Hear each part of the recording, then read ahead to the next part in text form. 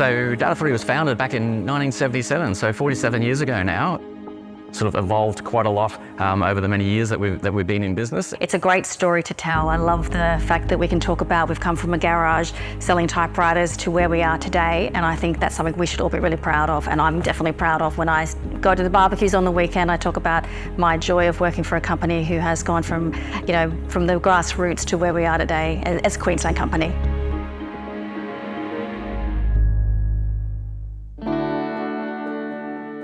Yeah, I'm Terry Powell. I'm one of the co-founders of Data3 with Graham Clark, going back a little way to 1977. We'd worked at IBM both 10 years prior to that, and we both knew each other, and Graham was a highly respected senior programmer at IBM in those days. And when I left IBM, I went out into the cold world, and it was not very technically strong, and I gave Graham a ring. We started off in a brand new business. We don't overlap much, okay? Terry's good with people. I just like to work, okay? I guess I had ideas, but Graham knew how to put them into practice. So that was great help to me, because I'd sort of call on a customer and think, well, this is totally new.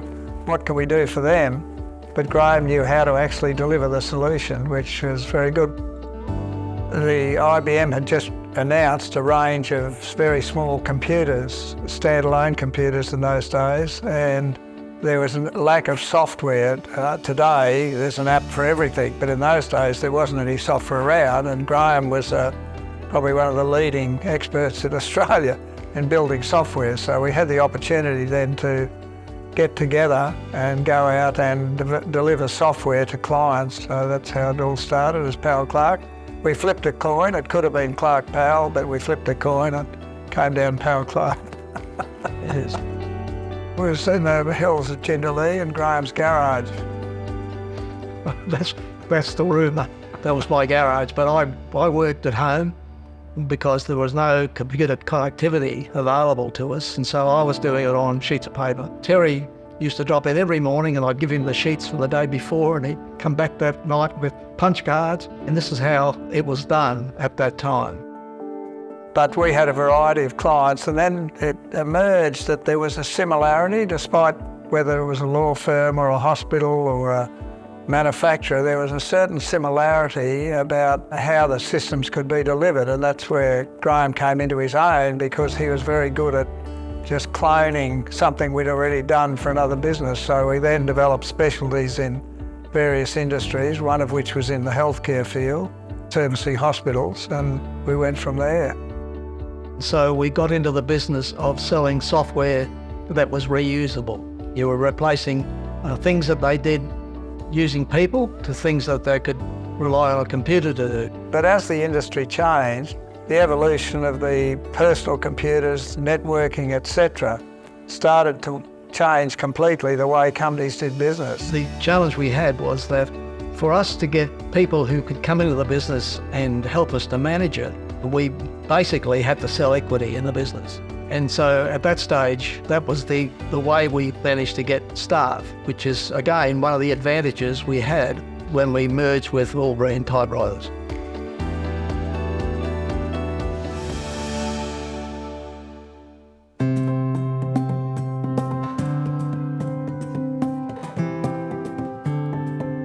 Data was synonymous with the IT industry and computing, and the #3, we had 3 operating divisions that we formed. So that was one side of it, and the other was that IBM is the leading computer vendor in the world by far. At the time, their keyboard had a hash and a 3 on it on the top, so we thought, well, they were our primary supplier at that time, so we thought we'll incorporate that into the name. So that's where it came from. We want to be seen to be a long-term stable company, a la Data, but we want to seem to be innovative and breaking down new walls, which is the #3. And that significance was really important. We didn't have the foresight to realise that the hash was not a very friendly symbol in the internet world, but anyway, that was back in '84. Remember throwing yourself back to the 80s. I mean, I don't even think we had a fax machine. Things were, not that developed. The mini computer was very much had taken off. The PC then allowed people to get more access to more data without having to stand in the queue at the big data processing centre. We rode the technology wave, really. Then the PC just went bang. You know, it just exploded. And when that happened, we just went with it, you know, and networking became the thing, then connecting these PCs, the internet became the thing, and we were what we call fast followers. And I think that's really a critical sort of capability of this business, where we were very, very rarely putting ourselves out there and being burnt by early technologies, but we were very fast followers of technologies that our customers were adopting. We moved from being a software organisation who provided solutions that we hand-carved for customers through to being a reseller of world's best technology and a provider of services that supported customers using that technology. And that led to the explosion in opportunity for Data3 and really the huge growth that it went through from a revenue point of view as well.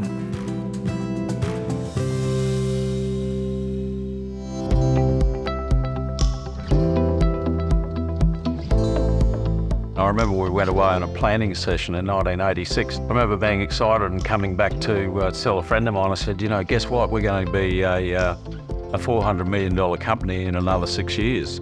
He said, you're dreaming.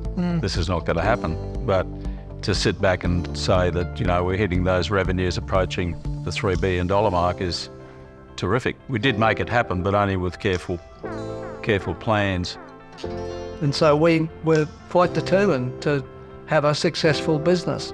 And that was always the aim. So we just kept going, whatever the obstacles were, with that in mind. It's been a fantastic journey in terms of being listed on the stock exchange in 1997 and then expanding nationally from that Brisbane-based organisation and having the ability to, I guess, win some of those large contracts that we never thought we'd even have the ability to even bid for. So, for example, the federal government Microsoft agreement, which is hundreds of millions of dollars a year, they choose us because of our skills and our expertise. So seeing the business just grow into being able to manage some of those contracts has been fantastic. The setting up of the offices. Yeah, I remember flying over to Perth and Adelaide, setting up in upstairs in a pub for a couple of weeks because we didn't have an office until we could set up an office. Luckily, they washed the floors out because it was a little bit sticky. Yeah, there's some great memories there. Setting up the Canberra office and Tasmania and Suva, for example. So we have 9 offices now and 3 integration centres on top of that.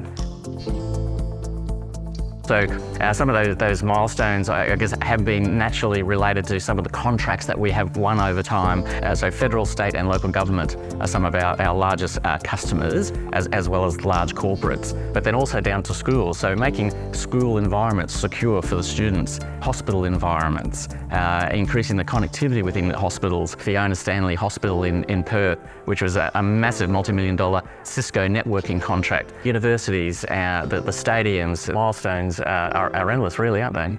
Absolutely. So we're really are working with our customers on the digital transformation journeys.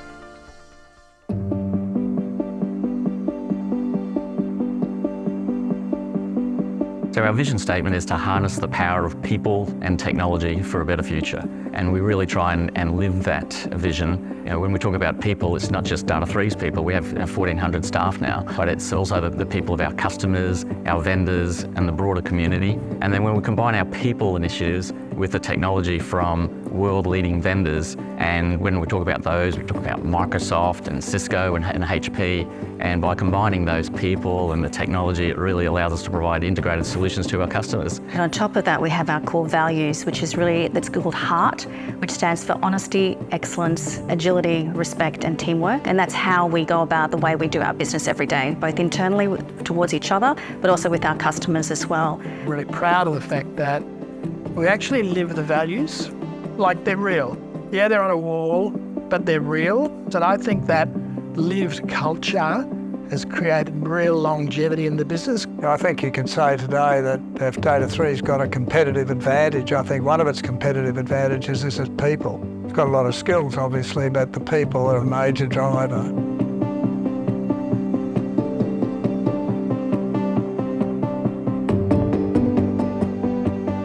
I think we won something like 18 awards last year across the industry for our people and from our technology solution providers.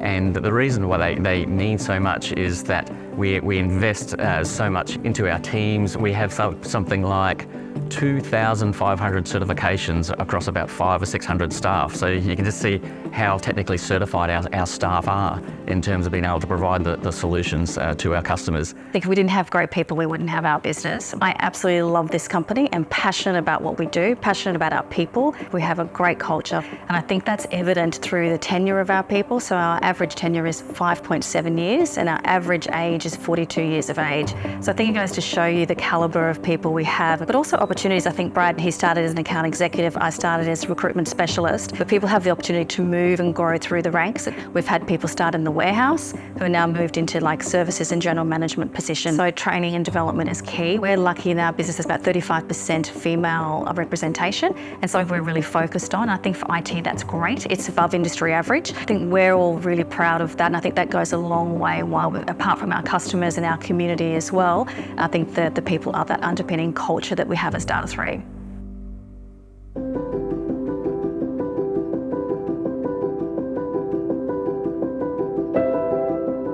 Our team are really proud about the innovation aspects in terms of pushing the envelope in terms of what's new, what's better, and how we can improve on the business as usual approach and innovating those solutions to provide better value for our customers. So the innovation, I guess, theme and mentality of our team is really what helps sets our team apart.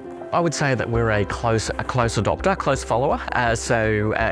Those vendor relationships that we spoke about before, we've had the benefit of sitting on those partner advisory councils. They can provide us, I guess, early information about what they were planning. And a recent example is ChatGPT with the generative AI, and then Microsoft released their Copilot version, as they call it.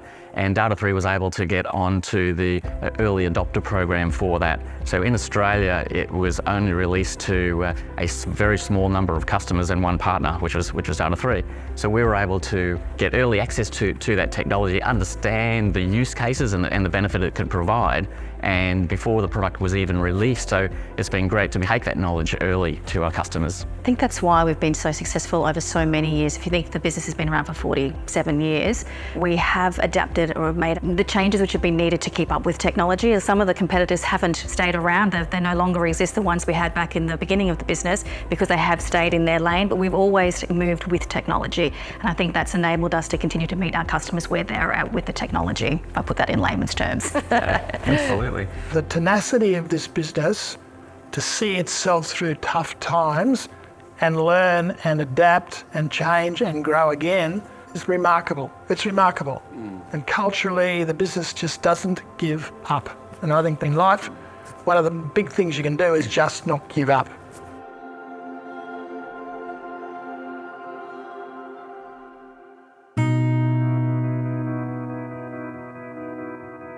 So our contribution to businesses in Queensland, I guess, is a little understated in some ways. We take it for granted, but it's great to be a Brisbane-based and Queensland-based organisation when we're working with the Queensland government as well on different initiatives such as building a new hospital, or some recent initiatives with Opera Queensland, where we partnered with Cisco to provide the opera in the bush and the connectivity. And if you think about the regions in terms of the schools, the hospitals, the police departments, for example, we quite often have different road shows which bring people together to look at the latest and greatest in technology. Those sorts of initiatives in Queensland are pretty rewarding. So I think we're always doing a lot to sort of give back through obviously our charities and commitments with our Lifeline, Starlight Foundation, some of the local charities as well. The other milestone for me really is we recently entered the ASX 200, being the top 200 stocks in Australia. And just the fact that we've created employment for, on average now, about 1,500 people, that's a lot of jobs. And that's right across Australia. So that's a good feeling to have created that. I do think to grow a business in Queensland, you've actually got to work with customers to do as much as you possibly can with them. So I think there's a respect in that you have for the customer. That difference between that, which is what has been the roots of Data3, to I've got a product to sell, do you want to buy it? I think when you get in the bigger markets in Sydney particularly and in Melbourne, it's very much this is the attitude. And I think this attitude here, which we've, as I said, permeated right now through all of our operations, has been very good at allowing us to grow in the territories outside of Queensland because customers aren't actually used to it. It's a nice way to do business if you're a customer.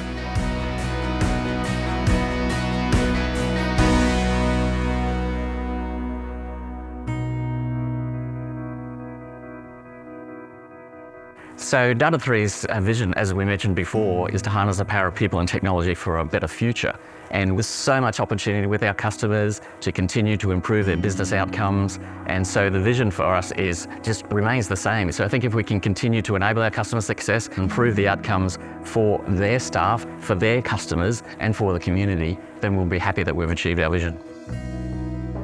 I'm most proud of where the business has got to. When we think about some of the issues we went through in the early days and how we've fought through all those years, the marketplace we're operating on changed continually. And so therefore the need for flexibility was there. And so there was a requirement for changing, your attitudes, reworking your skills and just continuing on. Well, Graham started in the cloud because the cloud in the old days, back in the 1970s and the 1960s, was a thing called a service bureau, where an organisation sent all its data into this cloud and got the results back the next day. So Graham and I often say we started in the cloud and we finished in the cloud.